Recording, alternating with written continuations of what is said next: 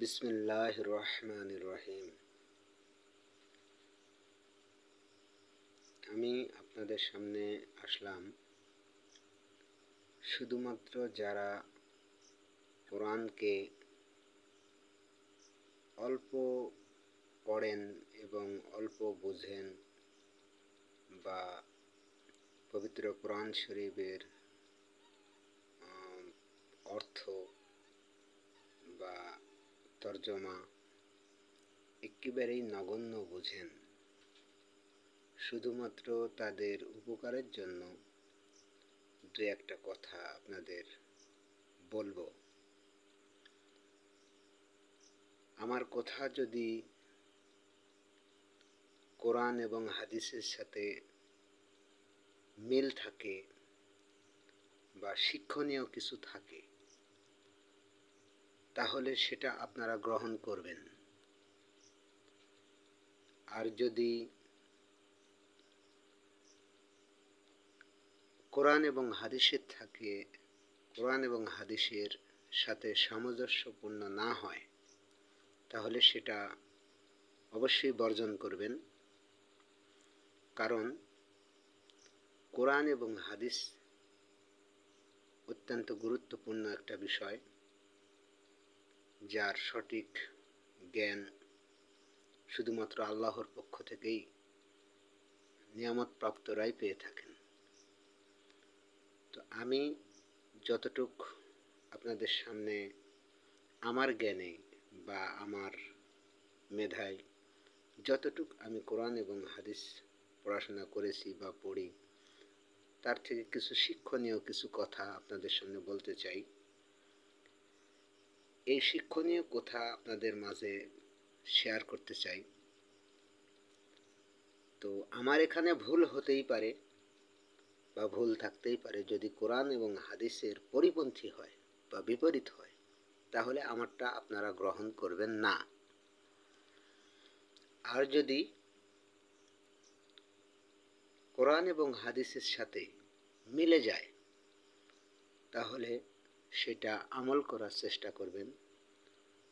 তাহলে আপনারও উপকার হবে, আমারও হয়তো কিছু দায়িত্ব ইসলামের প্রতি, আল্লাহর দ্বীনের প্রতি, সেটা পালন হয়ে যাবে।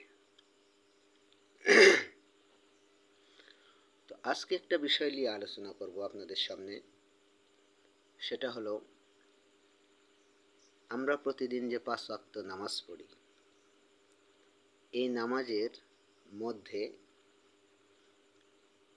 ফজর, জোহর, আসর, মাগরিব এবং এশা, এই 5 ওয়াক্ত নামাজ আমরা যারা পড়ি, তারা সবাই একটু খেয়াল করে দেখবেন, বিশেষ করে আসরের নামাজের সময় ইমাম সাহেব সালাম ফেরানোর পরে ঘুরে বসে, মুসল্লিদের দিকে ঘুরে বসে।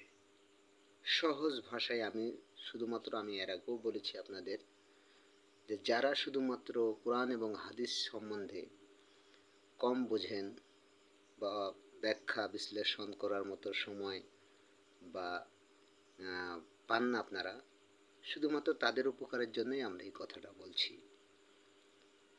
তো ইমাম সাহেব আসরের নামাজের সময় ঘুরে বসতেন বা ঘুরে বসেন।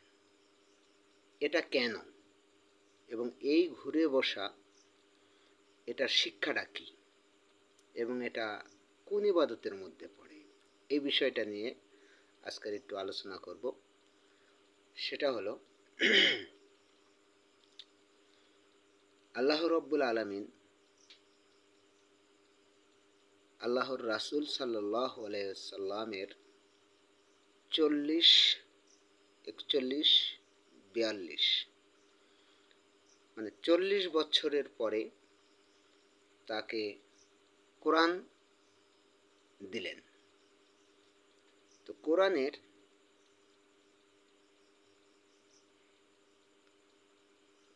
কোরআনকে সর্বপ্রথম যে আয়াতটি নাজিল করলেন সেটা কিন্তু সাল্লু বা তোমরা নামাজ পড়ো বা তোমরা জাকাত দাও বা তোমরা হজ করো বা তোমরা ইসলাম ধর্ম গ্রহণ করো, এমন শব্দ কিন্তু আল্লাহ রব্বুল আলামিন বলেননি। আল্লাহ রব্বুল আলামিন আল্লাহর রাসূল সাল্লাল্লাহু আলাইহি ওয়াসাল্লামকে দীর্ঘ 40টি বছর পূত ও পবিত্র রেখে সমাজের সকল সর্বস্তরের মানুষের কাছে গ্রহণযোগ্যতা দেওয়ার পরে তারপরে সে বিশ্বাসযোগ্য করে পরীক্ষা নিরীক্ষা করে খাঁটি বানিয়েছেন। তারপরে তার উপর যে পবিত্র কোরআন লৌহে মাহফুজ থেকে অবতীর্ণ করেছেন জিবরাইল আলাইহিস সালামের মাধ্যমে, যে বাণীরা প্রেরণ করেছিলেন তা হলো ইকরা বিসমি রব্বিকাল্লাযী খালাক, মানে তুমি পড়ো সেই প্রভুর নামে যিনি তোমাকে সৃষ্টি করেছেন। তো এর মাধ্যমে আল্লাহ রব্বুল আলামিন কি বোঝাতে চেয়েছেন? দীর্ঘ 40 বছরের সঙ্গে তার প্রিয় রাসূলের সঙ্গে একটি বাক্য মানে প্রেরণ করলেন। এমনও তো বলতে পারতেন যে হে রাসূল আপনি কেমন আছেন, কি অবস্থায় আছেন, আপনার সংসারের অবস্থা কি, বা খুবই গুরুত্বপূর্ণ ইবাদত আমরা মনে করি যেটা নামাজকে বলি, যে কোরআন শরীফের প্রায় 82 বার নামাজের কথা বলা হয়েছে। তো নামাজও অত্যন্ত গুরুত্বপূর্ণ একটা ইবাদত। তো নামাজের কথা না বলে আল্লাহ রব্বুল আলামিন সরাসরি বললেন ইকরা, মানে পড়ো। এই কথা বলার অর্থটা কি? আমার সাধারণ জ্ঞানে যেটা মনে হয়েছে সেটা হলো যে কেবলমাত্র শুধুমাত্র আপনি পৃথিবীতে বসবাস করতে পারবেন, আপনি পৃথিবীতে ওঠা বসা করতে পারবেন, চলতে পারবেন, সেটা হলো জ্ঞান অর্জনের মাধ্যমে। এই জ্ঞান অর্জন করতে হলে আপনাকে সর্বপ্রথম পড়তে হবে এবং জানতে হবে। এই জানা এবং পড়া, এই জন্য আল্লাহ রব্বুল আলামিন প্রত্যেকটি নর এবং নারীকে ফরজ করেছেন। নামাজ, রোজা, হজ, জাকাত যেমন ফরজ ইবাদত, কোরআন সম্পর্কে জ্ঞান অর্জন করা, কোরআন এবং হাদিস সম্পর্কে জ্ঞান অর্জন করা এবং আল্লাহ এবং আল্লাহর রসুল সম্পর্কে গবেষণা করা এবং আল্লাহ এবং আল্লাহর রসুলের আল্লাহর সৃষ্টি সম্পর্কে ধারণা রাখা, এটাও কিন্তু আপনাদের উপর জানা ফরজ করেছেন আল্লাহ রাব্বুল আলামিন। এই জন্য আপনাকে পড়তে হবে।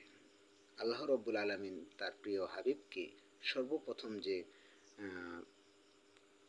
আদেশটি করেছিলেন সেটা হলো কি, হে রাসূল আপনি পড়ুন যিনি আপনাকে সৃষ্টি করেছেন। তো আমি যেটা বলতে চাচ্ছি যে শুধুমাত্র আপনারা যারা বা আমরা যারা আল্লাহ রাব্বুল আলামিনের কাছে রোজ কিয়ামতের দিনে হাজির হব, আল্লাহ রাব্বুল আলামিন কোনো বিষয়ে সওয়াল বা জবাব করলে যদি আমরা বলতে পারি, প্রশ্ন করলে যদি আমরা যদি বলি যে না আমি এটা জানি না বা আমি এটা পড়ি না, বা আমার এ সমাজে এরকম মনে হয়েছে যে না ভাই আমি এত জানি না, তো যারা মৌলবি বা যারা এরা আমরা জানি না, অত হিসাবও হবে না, বা আমাদের এত হিসাব দিতে হবে না ভাই, যারা জানে তারাই করে না বা মানে না, এরকম একটা ভুল ধারণা আমাদের সমাজে আছে। তো সর্বপ্রথম হলো যে আপনি পড়তে পারেন না বা পড়েন না বা জানেন না, এই বিষয়টি আপনার চরম একটা অপরাধ, এবং এই অপরাধ থেকে জানতে হলে বাঁচতে হলে আল্লাহ রব্বুল আলামিনের কাছে আপনাকে জবাবদিহি করতে হলে সর্বপ্রথম হলো আপনাকে কোরআন পড়া শিখতে হবে, জানতে হবে, মানতে হবে। তো এই জন্য আল্লাহ রব্বুল আলামিন আমাদেরকে পড়ার জন্য আদেশ করেছেন এবং বলেছেন যে দোলনা থেকে কবরস্থান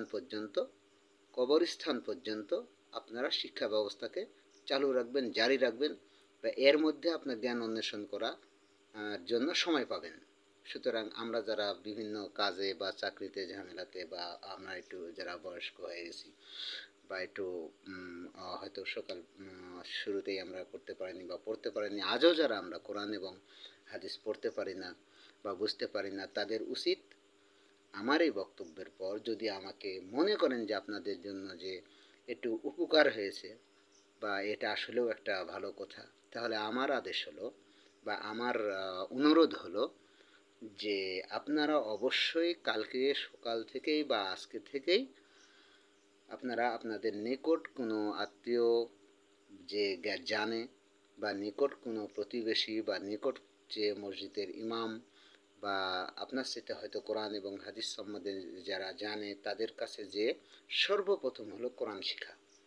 এবং কোরআন শুধু শিখলেই হবে না, কোরআনের অর্থটা বুঝতে হবে, আয়াতটা বুঝতে হবে যে আল্লাহ রব্বুল আলামিন এই আয়াতে কি বলেছেন এবং কোন পরিপ্রেক্ষিতে আল্লাহর রাসূলের জীবনের কোন সমস্যার সম্মুখীনে এই আয়াতটি নাজিল হয়েছে। আমরা যারা জানে বা জানি তারা শানে নজুল বলি বা আয়াতে নাজিলের অবস্থান শানে নজুল বলি, এই সম্বন্ধেও আপনাকে জানতে হবে। কারণ শানে নজুল যদি আপনি না জানেন, ঘটনার পরিপ্রেক্ষিতে কোন ঘটনার কোন কারণে এই আয়াতটি আল্লাহ রব্বুল আলামিন নাজিল করেছে, এটা যদি আপনি না জানতে পারেন এবং কোরআনে আল্লাহ রব্বুল আলামিন আপনাকে কি বলেছেন, রাসূল সাল্লাল্লাহু আলাইহি ওয়াসাল্লামকে কি আদেশ করেছেন, আমাদের জন্য কি ফরজ করেছেন, সেই বিষয়গুলো একদম খোলাখুলি সরাসরি যদি না বুঝতে পারেন, তাহলে এটাই আপনাদের জন্য হয়তো বিপদের কারণ, আমাদের জন্য বিপদের কারণ হয়ে যেতে পারে।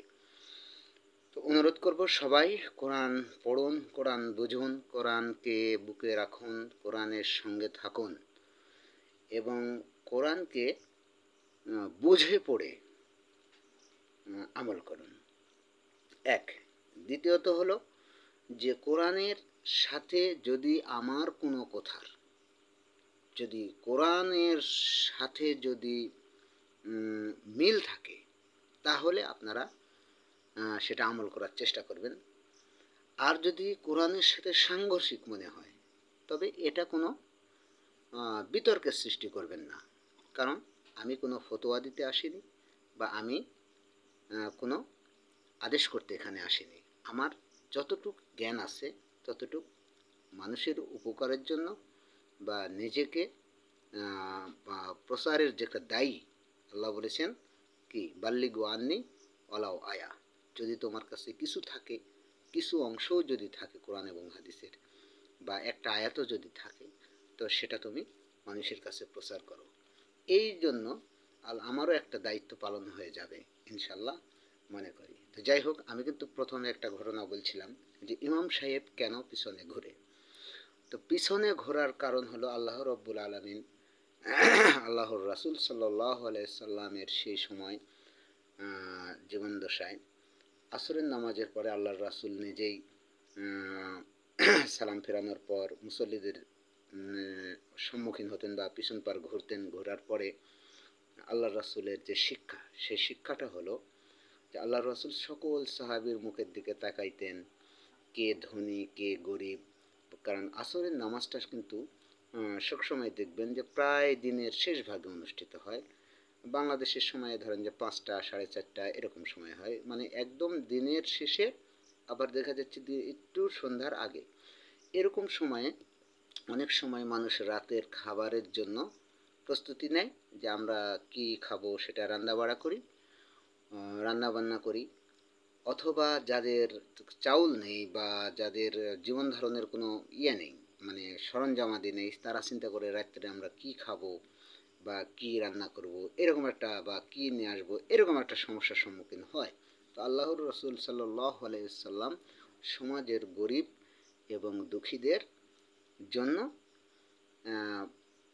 বিশেষ করে আসরের নামাজের পর যে আমরা ঘুরি বা ইমাম সাহেবেরা যে ঘুরেন, ঘোরার পরে যে পিছনে তাকানোর উদ্দেশ্যই হলো সেটা যে এর মধ্যে কে আছে গরিব, চাই এখন পর্যন্ত যারা বাজার ঘাট করতে পারেনি বা সারাদিন না খেয়ে আছে বা সারাদিন উপসে আছে, রাত্রে খাবারের জন্য কোনো নিম্নতম চাউল আটা বা জীবন ধারণের যেসব পণ্য সামগ্রী এই বাজারগুলো করতে পারেনি, এমন সাহাবীদের খোঁজখবর নিতেন।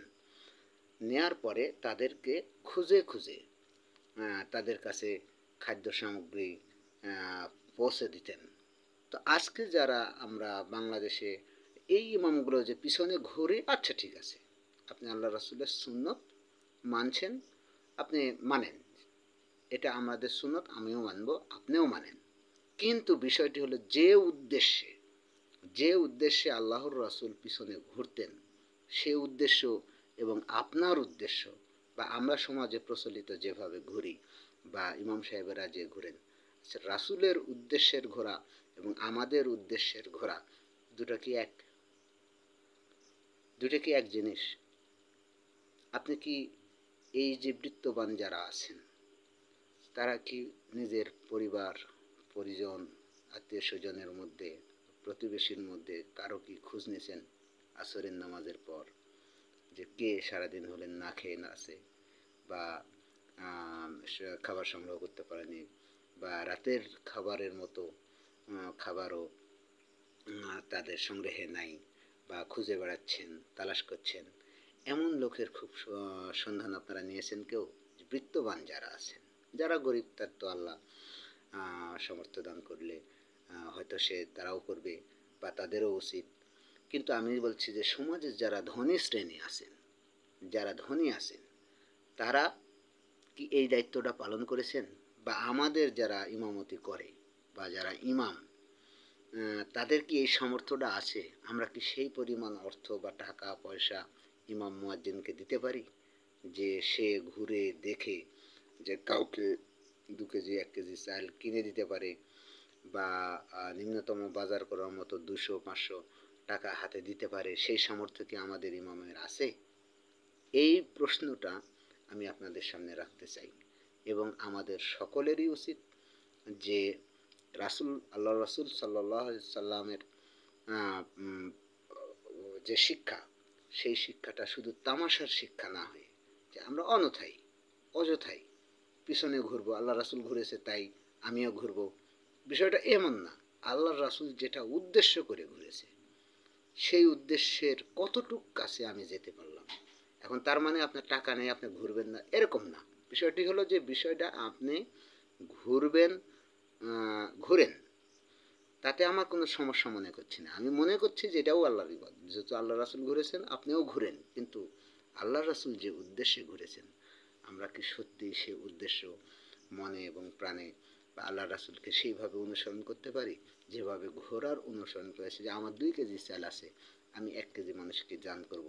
কে আসো গরিব, কে আসো অভাবী, বা কে আসো হচ্ছে বিধবা, কে আসো এতিম, আসো একটু জানলে পারা ভাই, আমাদের এখানে আমাদের মসজিদে একটা চালের কোর্টে আছে, আপনারা 2-1 কেজি চাল দিয়েন, এবং মুয়াজ্জিনকে বলবেন যে আপনারা এখান থেকে 2-1 কেজি চাল যারা একেবারেই সংগ্রহ করতে পারেনি তাদেরকে আপনারা দিবেন। বা পরিবেশ যারা ধনী আছেন বা যারা একটু বিত্তবান আছেন, তারা অন্তত কিছু না হোক পেটের খাদ্যের জন্যে 1টা কেজি চাল পরিবারে আপনারা কাউকে দান করেছেন বা দান করবেন, এমনটি আশা আমি রেখে আজকের আলোচনা আমি শেষ করব। তবে শিক্ষা হলো যে আল্লাহ রাসূল সাল্লাল্লাহু আলাইহি সাল্লাম আমাদেরকে যেভাবে শিক্ষা দিয়েছেন, আমরা সেভাবে শিক্ষা গ্রহণ করার চেষ্টা করব, এবং আল্লাহর রাসূলের যে লক্ষ্য এবং উদ্দেশ্য ছিল আল্লাহ রব্বুল আলামিনের দিন আল্লাহর জমিনে প্রতিষ্ঠা করা, এমন কাজে যে ইসলাম শুধু শান্তি না, ইসলাম মানে শান্তি না, ইসলাম মানলে শান্তি, ইসলাম মানলে শান্তি, কিন্তু ইসলাম মানে শান্তি না। বিষয়টি কেন যে আল্লাহ রব্বুল আলামিন আমাদেরকে বুঝে শুনে আমল করার তৌফিক দান করে। ওমা তৌফিক ইল্লা বিল্লাহ। আসসালামু আলাইকুম ওয়া রাহমাতুল্লাহি ওয়া বারাকাতুহু।